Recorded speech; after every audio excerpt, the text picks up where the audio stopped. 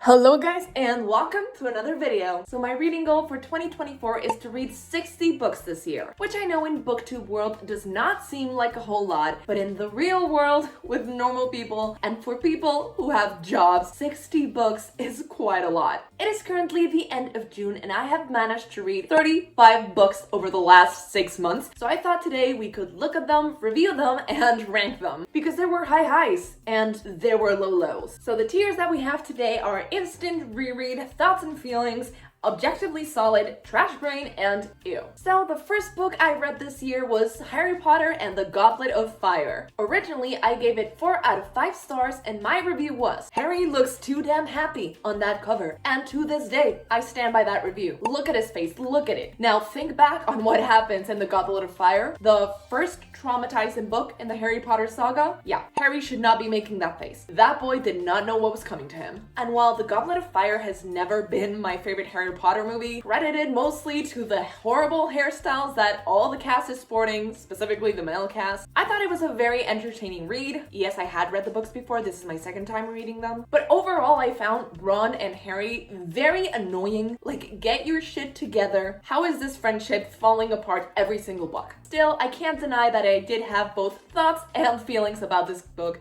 so this is exactly where this is going. I wouldn't say this is an instant reread, although I really enjoyed it, just because it's a long book and a lot of things happen in it. But at the same time, not a lot of things happen in it. That's how most of the Harry Potter books work. I don't know how that happens, but it's always like a long amount of time because it's a whole ass school year. Some things happen, a lot of character related things happen, and they have a lot of homework and a lot of classes, but I'm like, where's the plot? In this one, the plot was more easily seen, but I still think this movie does the plot more justice than the book. I know I'm gonna be crucified for that in the comments. Next up, obviously, we have Percy Jackson. What? No. Next up, obviously, we have Harry Potter and the Order of the Phoenix. Now, this is book 5 in the Harry Potter saga, and once again, it was a reread. I initially gave this book 4 out of 5 stars, and my review was, did we need A, B, C, D, and E plot? No, we did not. This book is way too long, and Harry is a prick for the most part. Ron's personality did have a glow up, so there's that. My reviews on Goodreads are just so good, so go follow me there because I'm constantly posting bangers like this. Funny story, the first time I read this book way back in 2013, 2014, it took me, I'm not gonna say a year, but it took me months to read. Not because I read a word a day, but because it was so hard to get through. This book is super thick, super long book, but at the same time, like, nothing happens, or at least nothing interesting happens. And you know what? Harry is the absolute worst in this book, which should prepare me for the next book. Between that and the Harry and the Cho plotline, I'm just not vibing with it. I was vibing with Ron and Hermione in this book though, because Ron definitely had a personality glow up in this one, which he will lose in the next one, but no spoilers. This is probably the best version of Ron out there. Maybe book 2 because Hermione isn't in it, so he can't antagonize her that much. But man, that boy has his moments. Overall, this goes in thoughts and feelings. Actually, I'm going to put this in objectively solid because even though I know it's a good book at the very least, it's not my cup of tea. And objectively solid is still good. It's just that if you force me at gunpoint to read one of the Harry Potter books, it's never going to be this one. Next up, of course, we have Harry Potter and the Half-Blood Prince, to which, once again, I gave 4 out of 5 stars, and my review was, the Harry/Ginny relationship really comes out of nowhere, which I had completely forgotten about, because I had read this before and I had liked them, particularly because Birch Bug had done really cute fan art of them, so I was really rooting for them. I had completely forgotten that this relationship comes out of nowhere and has 0 development whatsoever. So if you ever think that Ginny and Harry are better than Percy and Annabeth, you don't know what you're talking about because these two have no development. They were friends, good friends, debatably. Obviously, Ginny really liked Harry and she was a good friend to him, but Harry isn't a very good friend to anyone that's not Ron. And Hermione, at times. Harry is in love with Ron. This is one of the main issues. Harry loves Ron so much that he will be a terrible friend to Hermione just to maintain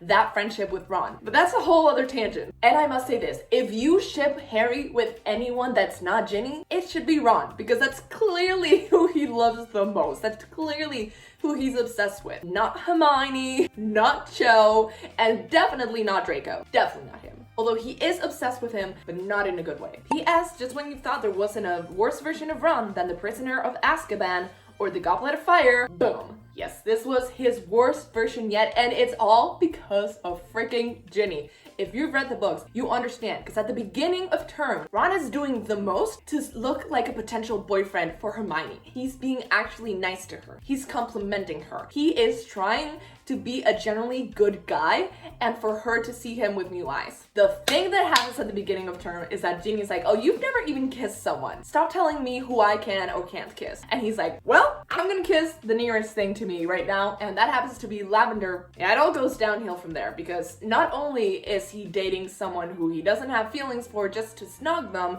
but he's being a terrible person to Hermione as well. Just starting a whole new romance because your sister said you haven't kissed anyone, and instead of it being Hermione, you ditch her and you go for someone else. You, Ron, that was a move. All that being said, I enjoyed this book, so this is going in thoughts and feelings because clearly it made me feel a lot of things, and that ending, everybody knows at this point. I don't care for Dumbledore, but it was emotional because it was emotional for Harry. I definitely do not care for Snape, but the most important thing to come out of this book is that this showed us the Marauders, and I love the Marauders. Ever since my cousin showed me a James and Lily fanfiction, there has been no going back for me. So this book left me craving the Marauders, and I was like, well, I could read the 7th book, or I could quench my thirst for the Marauders and read a 606 word fanfiction. And that's what I did. For those of you who don't understand how much 700 words is, it's 1,643 pages. Oh my goodness. That is the equivalent of 5 books that are over 300 pages long, and I am just now realizing how insane that was. Because I started reading this around 1 p.m. and I kept reading until 5 a.m. in the morning, non-stop except bathroom breaks and lunch break. And then I woke up the next day around 10 and was like, I could work, or I could keep reading this until my eyes bleed and I finish it. And obviously I chose the second option because I'm insane. So yeah, that has to go immediately into instant reread. Had I already read this and was that already a reread? Yes, it was. Which makes it even worse because you're like, why would you feel the need to read it in 36 hours if you already know how it ends? Well, because I'm insane and nothing in the world, no fanfiction and almost no real literature has made me feel the butterflies that this fanfic makes me feel. It's a James and Lily fanfic based on their 7th year at Hogwarts, okay? And the ending is cliffhanger. And I knew that the fanfic hasn't been updated in years. And still, knowing that it ends at the worst possible point in the story, I decided to pick it up again and read it in 2 days. Like, there's something wrong with my head, but I'm blaming it. It was just so good. To anyone out there who thinks they would like James and Lily Potter, go read this. You will hate me afterwards, but it will be such an experience. I can't say that it will be fun. Some parts definitely will be, but some parts. You will be in pain, but you will be happy about it. You're gonna suffer, but you're gonna be happy about it.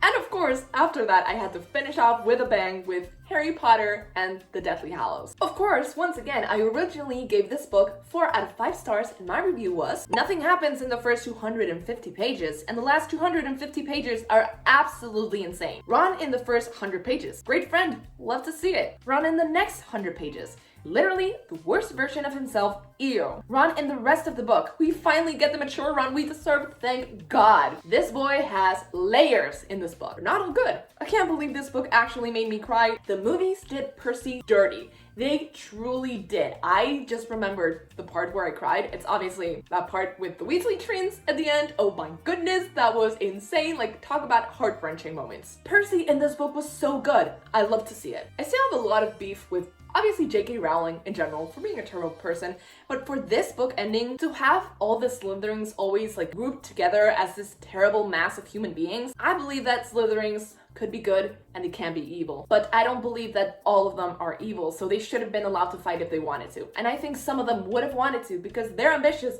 not evil. I also think some of the Ravenclaws would have stayed as well, not only Hufflepuffs. And the fact that in this world, there are adult wizards, but they don't go to the fight, it's just the kids at the school, is insane. Because you're like, okay, In Percy Jackson, it's the kids who fight because there are only demigod children.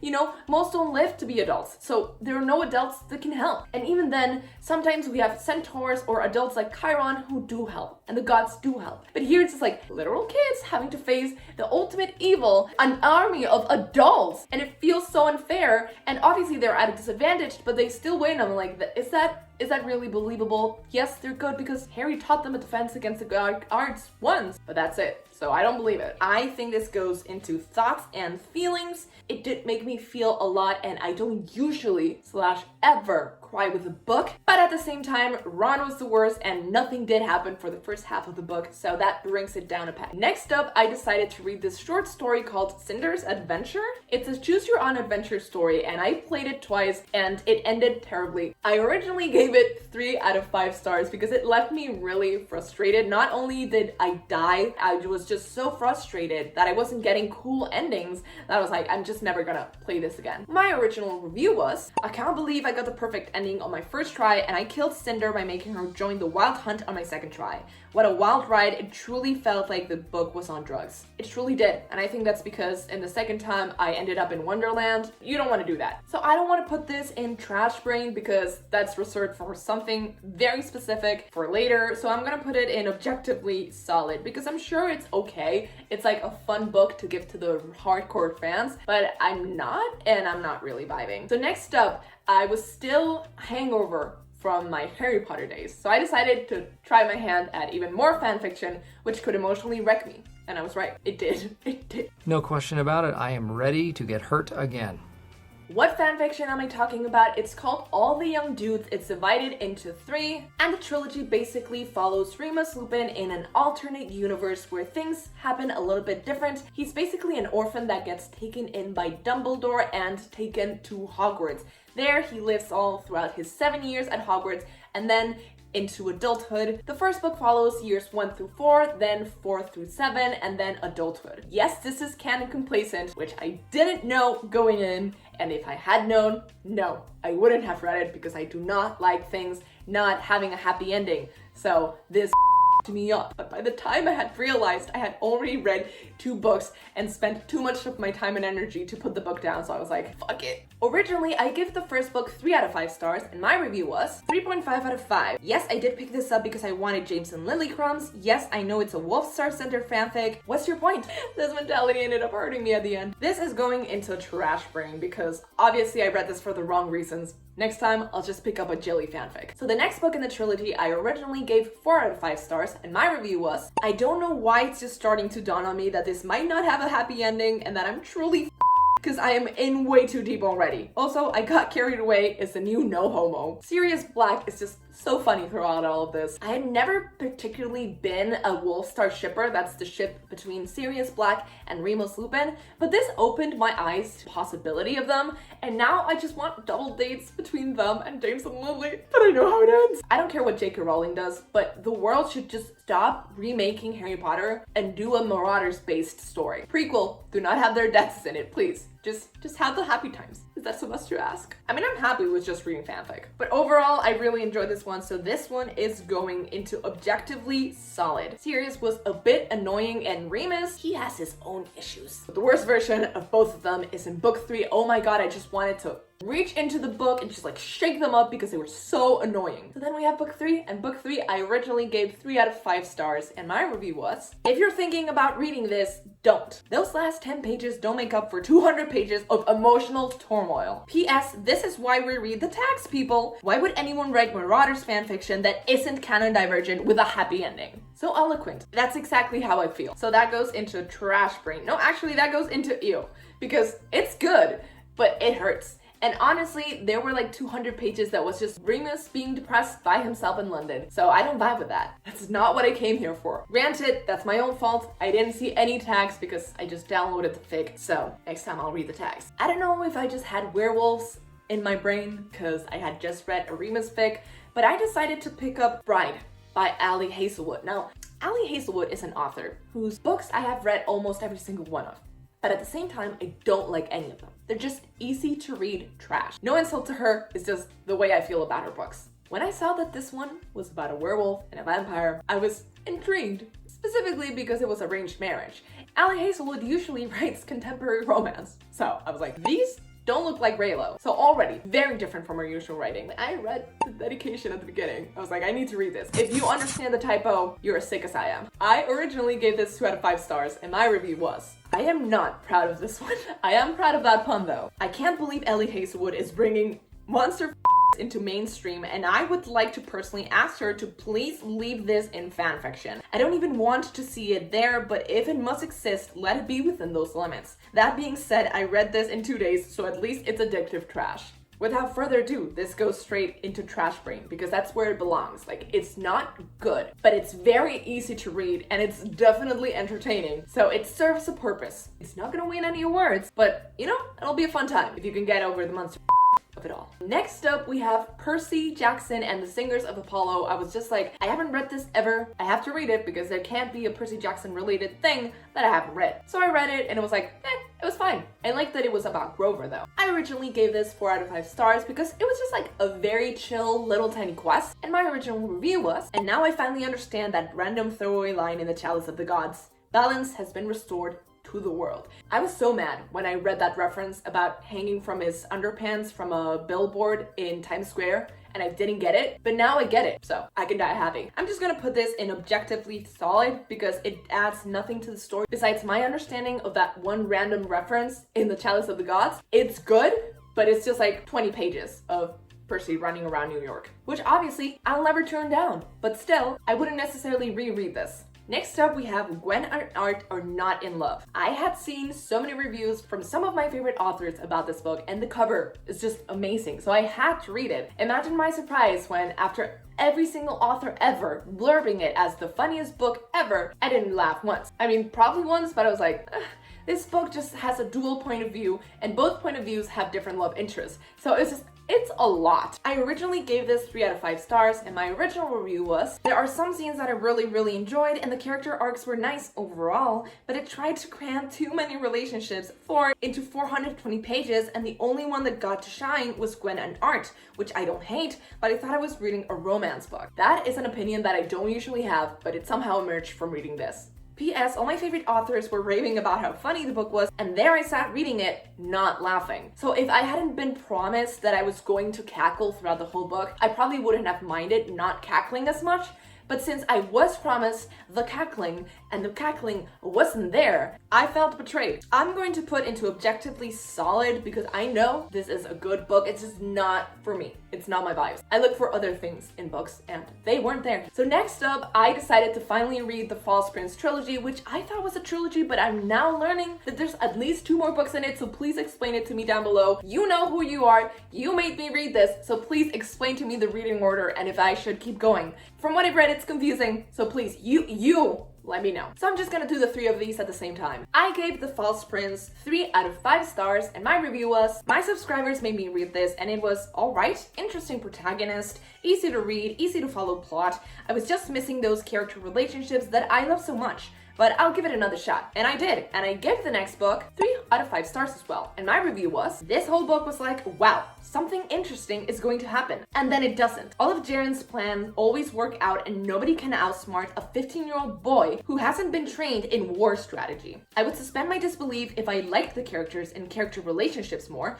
but all bonding moments happen off screen. So I'm just supposed to accept that everyone loves and knows each other when they've been on screen twice together. And then the third book, The Shadow Throne, 2 out of 5 stars. And my review was, I can't. There's a war going on and we're paying attention to 2 dummies chatting as they climb down a wall. The exposition, the belief that you can only lead if you're born into royalty. Spoilers, the not important romance that ends in child marriage. And are you really trying to tell me that an army of men would accept a random 15-year-old as their captain? No, just no. So overall, a completely inoffensive book trilogy, but that just got my blood boiling for some reason. Not bad, but I was just surprised that this was considered YA, because this is more middle grade to me, despite him being 15 years old. So I'm going to put The False Prince in objectively solid, a Runaway King in objectively solid, and The Shadow Throne in trash brain, because please, how could no one outsmart a 15-year-old boy? And I hate to say this, but I think the author doesn't know a lot about royalty, specifically European royalty, which is what this is based off of. As a European, I could not suspend my disbelief any longer. Next up, we have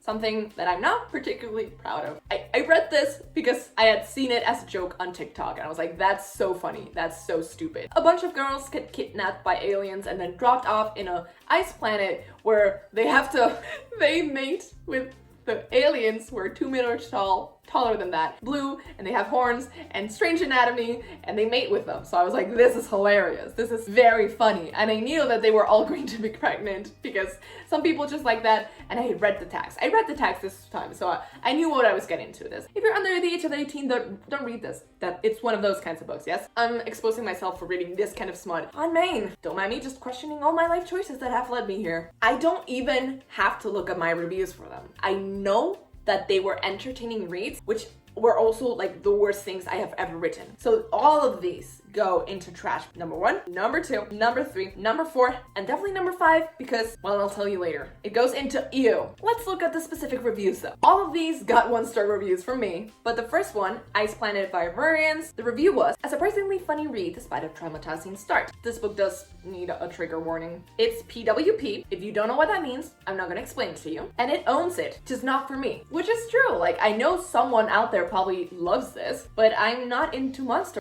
so it's not for me. And I feel way too proud about that opinion for someone who has read this. Is there a way to add this to my 2024 reading challenge without it being public? Well, not anymore, because now even more people know. Say whatever you want about these books, but at least they're quick reads, and I missed downing books in 2 days. That's true, they make you feel so smart. Like, they're not very long, but you read it in a day and a half and you're like, get on my level. I am that reader. Probably the best love interest in this series, and that is not saying a lot because it's just the only one who waited for consent, who asked for consent. The bar is on the ground. Probably the worst love interest in the series. He literally kidnaps her and takes her away for years. Also, he's like Tarzan, so he's worse than the others. He can't even speak to his own people. He behaves like a child monkey. It's just not the best. He does wait for consent all the time, so he has that going for him. So the bar, once again, the floor. I thought I was reading book 5, so big disappointment. That's true, like that should not exist. And I was so mad after that because I thought I was reading book 5 that I stopped reading the series altogether. And my mental health got way better after that. So now you know why that one goes into ew, because it was not what I thought it was, and I felt very betrayed. Next up, I decided that I was going to read some literature, some actual literature that has won actual awards, and that's not PWP.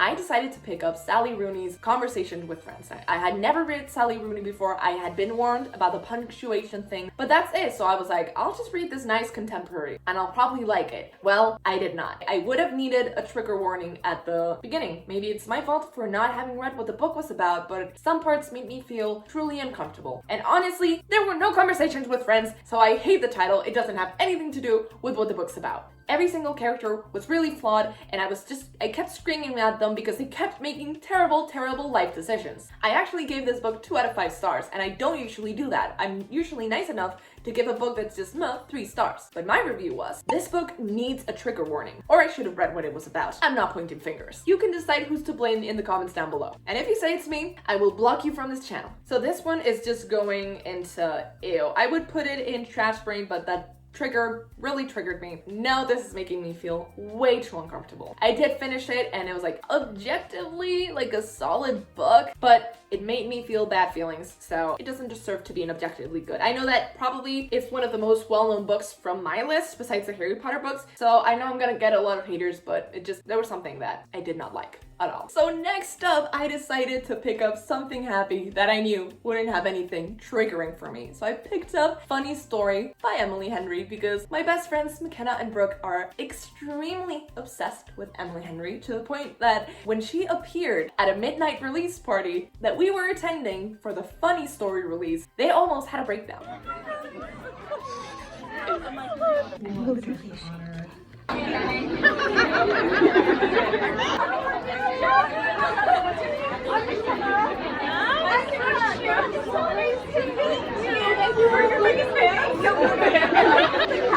Wow, whoa, there we go. You guys did so well. We were cool. Yeah, you were. We were together. And I think she really liked the question. Yes. Their reaction was really funny and very endearing. I actually have the book right here. It's very pretty and it's a signed edition. And did I love it? No, but I did enjoy it. I gave it a solid 3 out of 5 stars, and my review was, this book will always be so special to me because of how it came into my life. A truly unforgettable night. Third act conflict was a bit too transparent for me. The problem that I typically have with Emily Henry books is that they're good, but I just don't click with the characters and their problems. There's just something about them. Maybe sometimes they're too quirky. I don't know, they just rub me the wrong way sometimes. This wasn't the case. I'm just reading another one of her books right now. I'm like 20 pages in and I already don't like either of the characters. But I have always enjoyed her books, and I think that will always be the case because they're solid books and there's nothing about them that is particularly bad. There's just some books out there that are good, but they're just not for you. And I think that's her for me. Like, objectively, I'm like, she's a very good author. She's cranking out these books left and right, and they're all distinct and they're all very interesting, and I enjoy them. I just don't love them. I wish I did for McKenna and Brooke's sake, but I'm sorry guys, I don't. I still enjoy them, and I think this one is objectively solid. It gets 2 thumbs up from me. So next up, I decided I was going to do a little marathon of every single Rick Riordan book in the Percy Jacksonverse. And for me, that started with the Kane Chronicles trilogy. Now, I'm not gonna spoil it because there's going to be another video dedicated to talking all about that. So I will just tell you this. I really enjoyed it and the audiobook was really good. So this one's going straight into thoughts and feelings. The Throne of Fire, once again, thoughts and feelings. No. Thoughts and feelings. And The Serpent's Shadow, once again, thoughts and feelings. I had a lot of thoughts about these books and a lot of feelings. Then I read Demigods and Magicians, still in my marathon, and that one goes into instant reread. No, that's a lie. It goes into thoughts and feelings. It's just very entertaining. I liked the last one the best, and then the second one, and then the first short story in that order. Some characters, Percy, are a little bit out of character. This just happened to Rick after writing Heroes of Olympus, so that's normal. But I decided to pick it up right after reading the Kane Chronicles because I needed more Kane sibling content, because now I really like them. I always thought that Sadie was very annoying, but this reread has opened my eyes, so I'm officially not a Sadie hater anymore. I can't tell you my specific thoughts on these books, but I will give you the rating that I gave them. So Red Pyramid, 4 out of 5, Serpent's Shadow, 4 out of 5, Throne of Fire, 4 out of 5, Demigods and Magicians, 4 out of 5. I am nothing if not consistent. Then we have a book that I have dedicated a whole vlog to. I decided that I was gonna read The Familiar by Leigh Bardugo the day before I had to go to a book signing off first. I mean, I didn't have to go, I wanted to go. So I had to read 400 pages in under 8 hours. And it was intense, which made the experience very weird because at the beginning I got to enjoy it more until we got to 10 p.m. and I was like, well, I have to cram 200 pages still. So then it got less entertaining. Loved the first half, enjoyed the second half, which made it a solid 3.75 stars out of 5. My review was, got a whole review right here. So if you want to know, click the link here and you can watch my reading vlog and my review. And also you can watch me go meet Leigh Bardugo in person. She was super nice and she spoke Spanish, which was iconic. So this goes immediately into thoughts and feelings. I'm just gonna put this in instant reread because Commentaries is looking quite lonely up there, and I feel like this should be, at the very least, a little bit balanced. I think I would reread it. Would I? Yes. Would I? Yes. I'm gonna say yes. I might be lying, that's true, just to make things a little bit more balanced, but you'll never know. Then we have Lore Olympus. Immediately after binging The Familiar in one night, I was like, what if I just kept binging things? So this is a series of 7 graphic novels total, or at least those are the ones that have come out so far. I read this on Webtoon, which means that I just read them like they were one continuous story, and I believe that's the way it should be read. As of right now, there's 7 that are published. You don't have to buy them. You can just read them on Webtoon for free.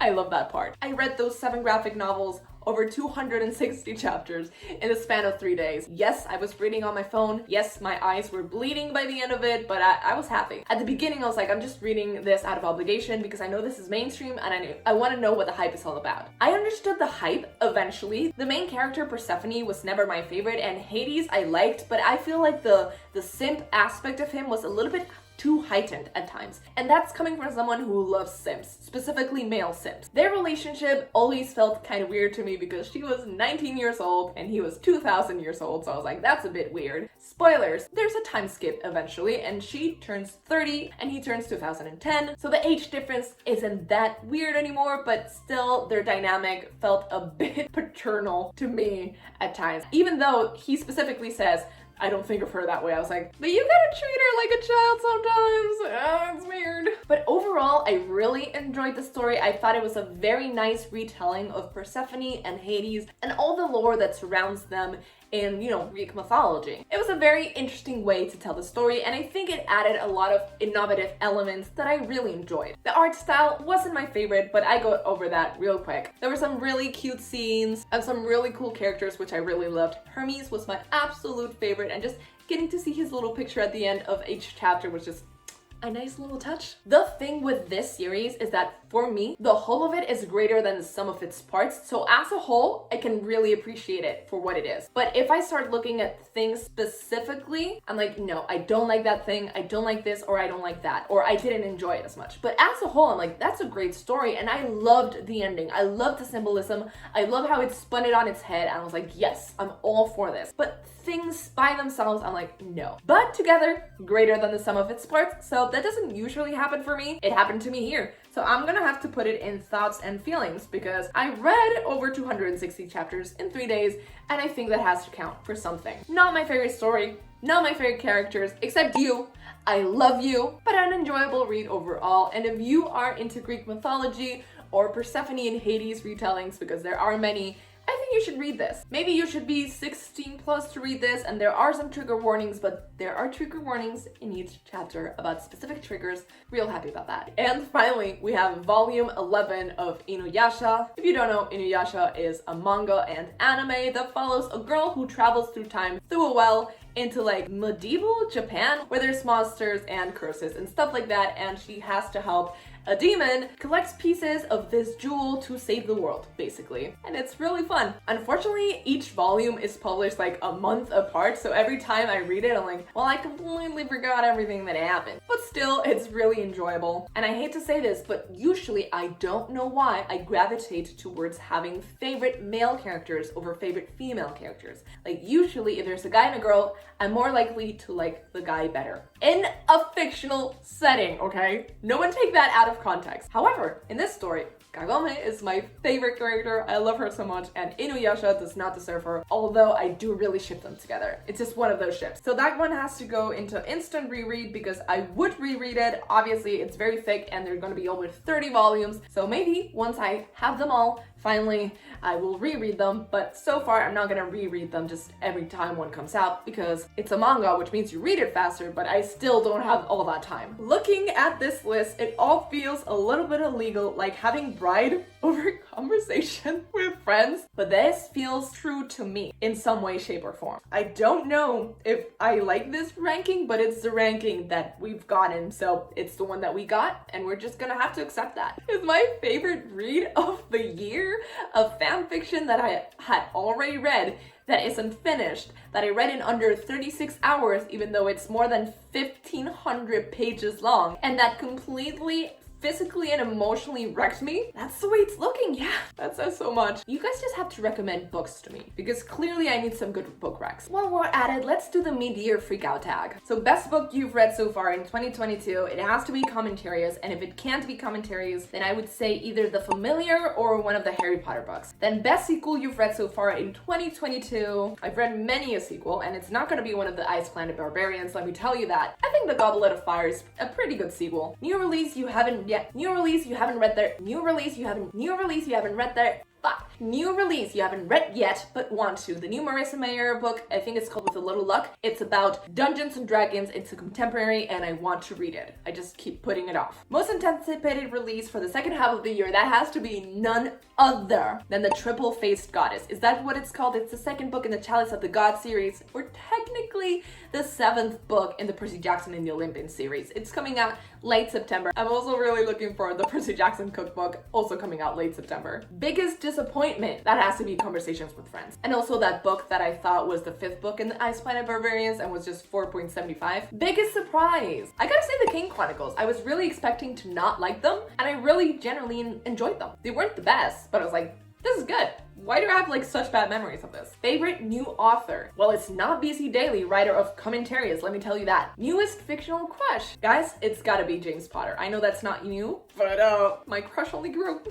And that rhymes, so it has to be that. Newest favorite character? She's not my favorite character, but Sadie definitely went from a C tier character to at least a B or A tier character, so I'm gonna say that. Book that made you cry, the 7th book, The Deathly Hallows. Book that made you happy, right? Made me happy because it was so bad. I was like, I can't believe I'm reading this. And it was generally funny. It made me happy. It also made me really, really sad because it was a terrible book, but overall made me happy. Most beautiful book you've bought so far this year or received? I gotta say, I love blue and I love lemons, so this is for me. And finally, what books do you need to read by the end of the year? I need to read 25 books. With specific books? As I said before, I'm doing a Rick Riordan marathon, which you will find out very soon what that's about. And I have to basically reread all of those. In terms of what other books, I don't know. I'm a mood reader, so we'll see where my mood takes me. If you have any specific recs below, I am looking for fantasy book recs, specifically series that are not necessarily only focused on romance, but focus on adventure and romance and fantasy at the same time. That's like my perfect book.